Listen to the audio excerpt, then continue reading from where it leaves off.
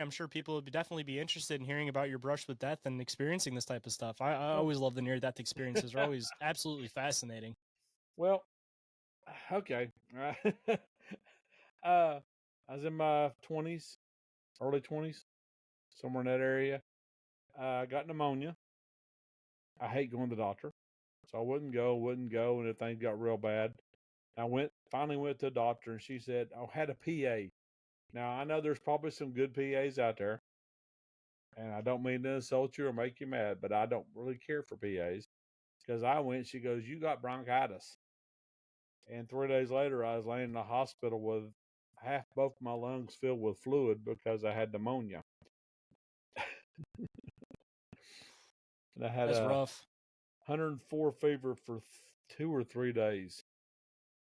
And I got to the point where I was so lethargic I couldn't even pick my hands up. I couldn't pick my head up, nothing. I was just a big George blob laying on the couch.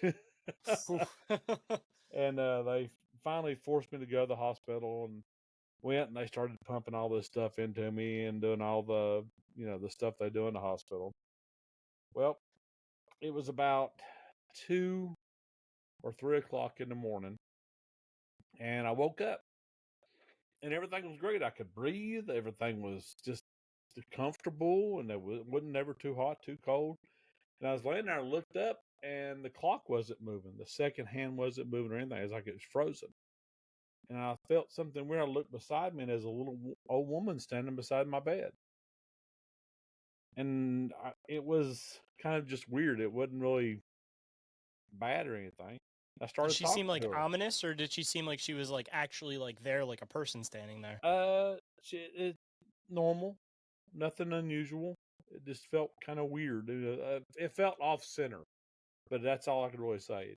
It was no other. It was everything about the whole incident was very comfortable, very relaxing, and probably the best feeling I've ever had in my life because there was It seems to no. be a common factor when it comes to these experiences like that. That everybody says it's just like you're at peace when this Oh is yeah, happening. completely. You don't have any anxiety at all.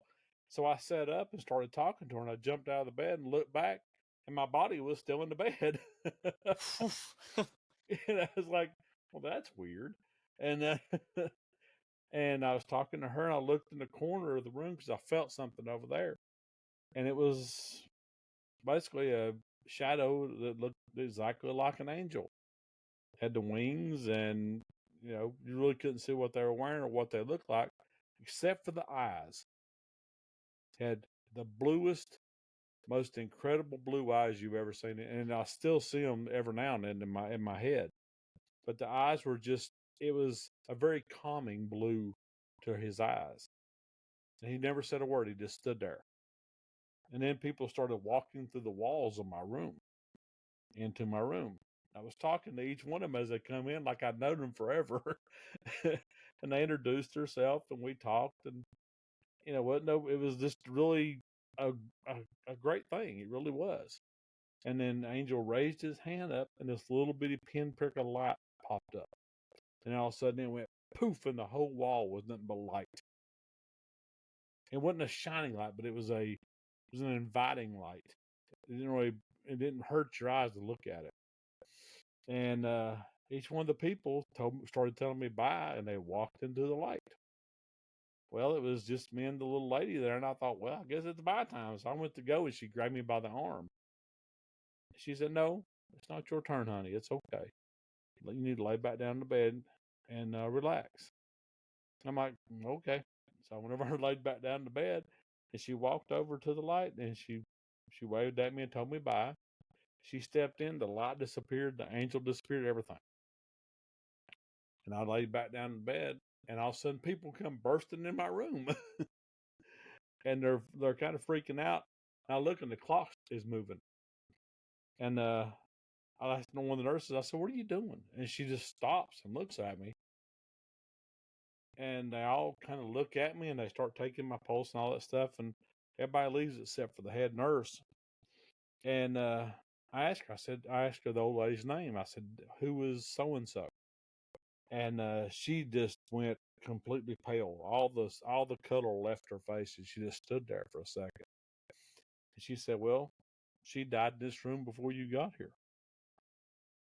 And I said, I started naming off all these people that I'd talked to, and she didn't know what to think. She just kind of went blank, and she said, every one of those people has died here, and recently in the hospital.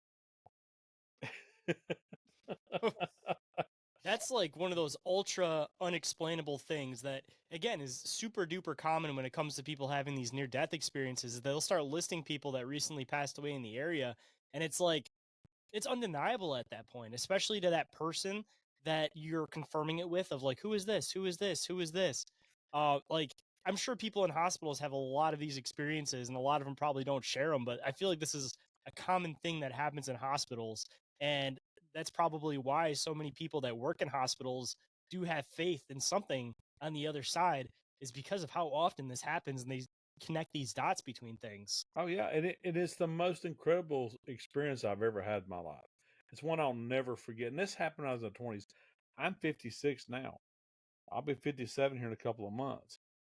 And I can still remember especially the blue eyes of the angel. Now some of the details are a little fuzzy every now and then, but the main part of the story is always just as clear as a bell. And the way the angel looked and his eyes were that blue. I can still close my eyes and see them every now and then when I go to bed.